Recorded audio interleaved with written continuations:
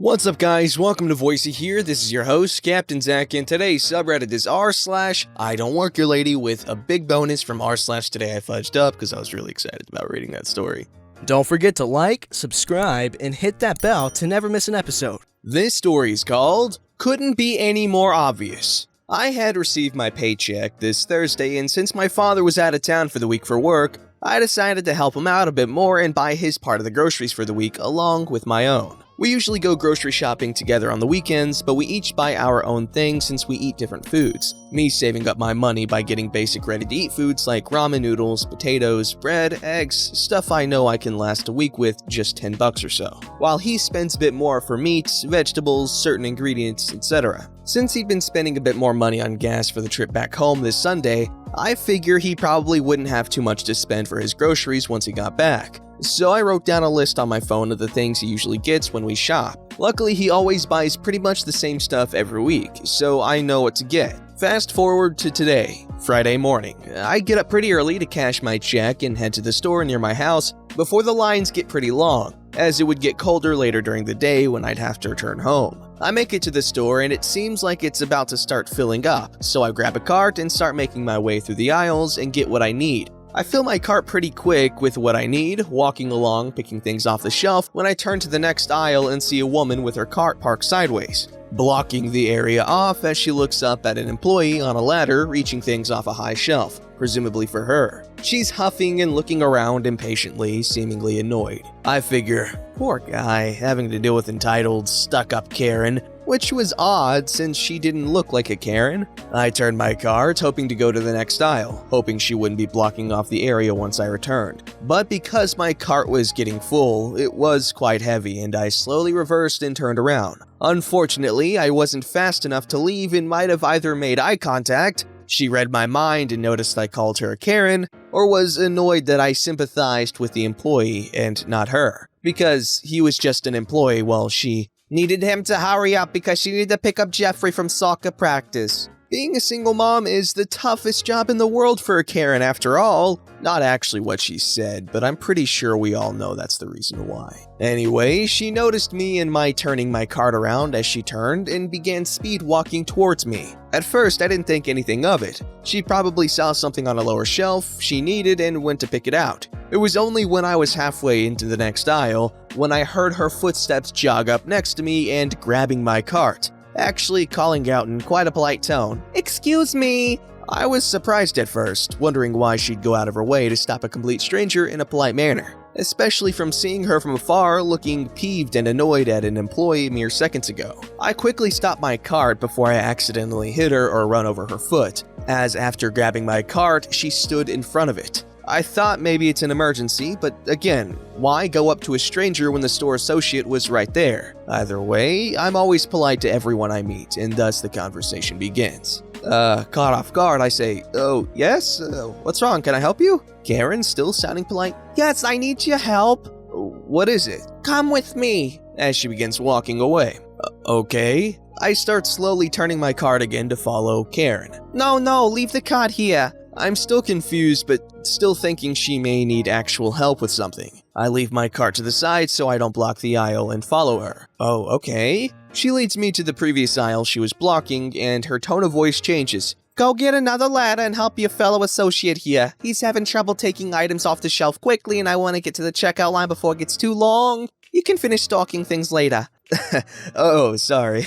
I don't actually work here. I'm actually doing my own shopping. "Oh, please. I'm sure you can spare a bit of time helping me out. Just get a ladder and help me with the things I need off those high shelves. Stocking everything doesn't take so long. I'm sure you've been here all morning putting things away." "I can't help you with that. Sorry. I don't work here, like I said. I'm actually just a customer, just like you. Maybe you can find an actual employee, or I can walk around shopping, and if I see someone, I can tell someone needs assistance in your aisle." "Look, I really don't have time for this. Either get another ladder or leave if you don't want to help." The actual employee that was up on the high ladder must have finally looked down, as I'm sure he was still picking her items or moving some stuff around, and pointed to Karen.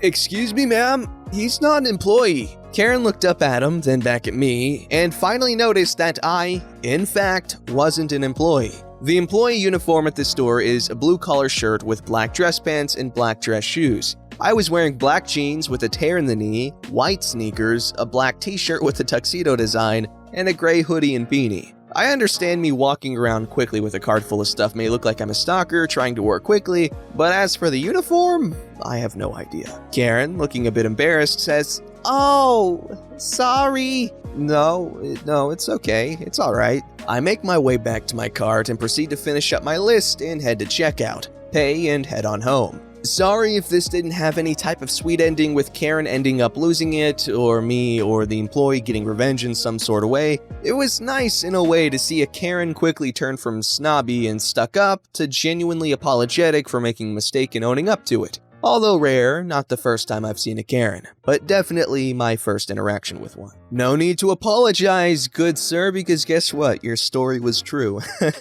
This story's called Rude Lady at the Eye Surgeon Office Got Pissed Off at Me. This happened Monday. I have cataracts and glaucoma and had an appointment to measure my eyes for corrective surgeries. The office staff wear green polo shirts with the office name on it, khaki pants, and black sweaters. I'm wearing gray yoga pants, blue Ugg boots, turquoise thermal shirt, and a black polar fleece jacket and a knitted beaded cap on my head. I always arrive 15 to 30 minutes early for my appointments. They gave me additional paperwork to fill out. So I was sitting on the sofa, minding my own business, filling the health form out, having to look up what my prescription and dosage is, when this older woman came up to me and stood there staring at me. I looked at her over the top of my glasses and asked if I could help her. She demanded that I go get behind my computer and get her signed in. Nah, my computer isn't here at this office, but about 20 minutes down the road at my husband's business office. I really don't think it would help her at all, but I was raised to be polite to my elders and I am in my 60s.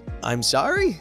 I don't work here. I got up and turned in my paperwork and sat back down. She followed me up to the desk, demanded to speak to the office manager. By George. About that time, I get called back from my appointments. About 35 to 45 minutes. Mapping eyes takes a while, and setting up surgery appointments take even longer. I'm escorted to the front, and this older woman is still complaining about me. She points at me to the office manager. Her! The office manager told her that I don't work here and she needs to wait in line to get signed in. The manager takes my paperwork and sets up my 2 post-op appointments. I can hear that old woman complaining that I'm probably taking her dates. Office manager just shakes her head, told her no big deal, smiled at the old woman, and told her to have a nice day. I mean, good thing she was at the eye doctor's, cause she obviously needs them.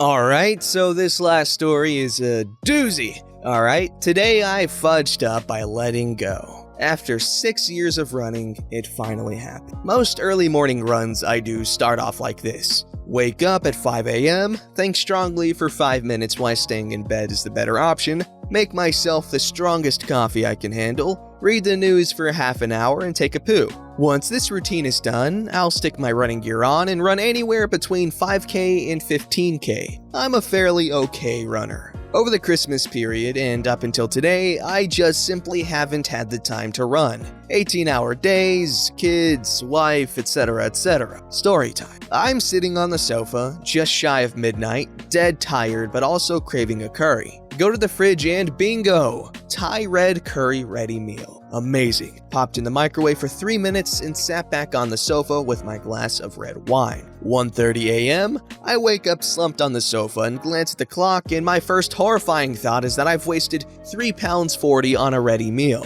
I'm still hungry though. So back into the kitchen, microwave on for another 3 minutes, another glass of wine, and I enjoy my inappropriately timed dinner. 5 a.m. alarm goes off, and to my amazement, I'm wide awake. My first thought is to get my running gear on, and so out come the shorts and hoodie. I make my way downstairs and neck a liter of water, forgetting all about my coffee, probably because I feel wide awake, read the news for 5 minutes, grab my keys, lock the door, and press start on my Nike app. It's going well. I'm plodding along at just over a 4 km/minute pace and enjoying being the only person brave enough to be out in 2° or 35.6 Fahrenheit weather. My legs are feeling good and I'm planning the days ahead and having a lovely conversation with myself. Not wanting to overdo it, I decide at 4 kilometers to start heading back. It's now a 3-kilometer stretch of straight road with a 24-hour Tesco or grocery store 1.5 kilometers from my house. I always up the pace as it's slightly downhill and I like to take advantage of looking better than I actually am. 3-minute 20-second kilometer showed up, a 3-minute 10-second kilometer came, then 3-minute kilometer. I was flying, super happy nothing was going to stop me. Until I'm 100 yards from Tesco and have to slow right down to catch my breath. I've obviously lost a bit of fitness over the past month of not running. No worries, I thought, couple of minutes walking and I'll jog the rest of the way home. Then came the need to poo. It seemed more urgent than the other times I've needed to go after a run. Do I stop at Tesco? No, I better get home. Nothing worse than pooping in a public toilet. So I began to jog, not really thinking about the readiness of my anus. I'm now halfway between my house and Tesco, 700 meters till I'm home. My cautionary jog was suddenly halted abruptly like I had just ran straight into a wall. My anus is ready to explode. Holy crap, I said out loud. The sheer need for me to go has gone from a 3 out of 10 to a 9 out of 10. Now, I've been at a 9 out of 10 a few times in my life, so although desperate,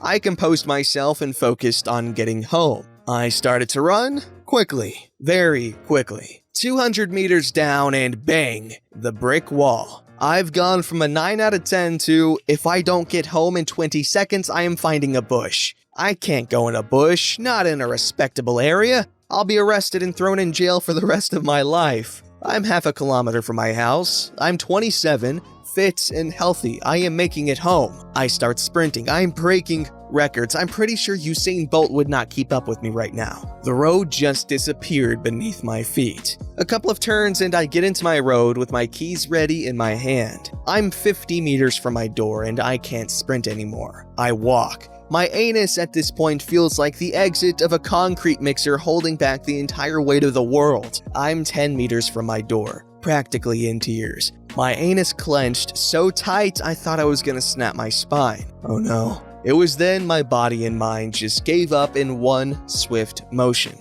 I was reminded about what it was like to be a baby again. I've just full on let it go. This was not a clean sausage. This was a full-on bad stomach. In a panic, I dived between the wife's car and the side of the house. I'm praying at this point that I'm dreaming. Realizing it's not a dream, I'm praying no neighbors watching. What the hell? How has my life come to this point? I said. Do I strip off here and walk around the side of the house naked? Do I hop the garden wall and hide my ruined everything in a bush? No, there's not an easy way out. I just have to go inside and clean up. I check my legs and there's no evidence. My tight-fitting boxers have done a splendid job of holding the unwanted contents. I walk around the house and let myself in. To my horror, both kids and the wife are up way too early. I think it was roughly 6 a.m. and she's doing her makeup and getting them ready for school. Babe, I've had an accident.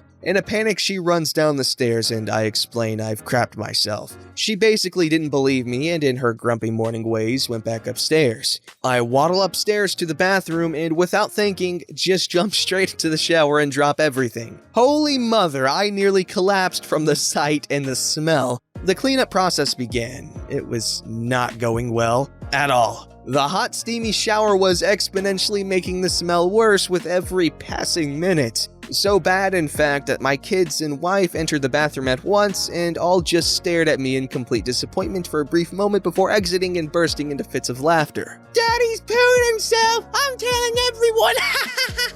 My wife joining in with the joke whilst asking me exactly what happened. The realization of what's occurring is now setting in. I'm stood in the shower in dark brown water with bits of crap floating around my ankles. And just as things seemingly can't get any worse, the water starts rising gradually up my legs because my crap has blocked the freaking plug hole. Oh, and I now remember the estate agent is coming around at 9 a.m. to value the house. Happy running, everyone! Disclaimer, I posted this in r/running a few days ago, but it got deleted because it went against the rules. I don't have much to say, Wow, that's an unfortunate thing to happen to someone, I guess. Don't forget to like, subscribe, and hit that bell to never miss an episode.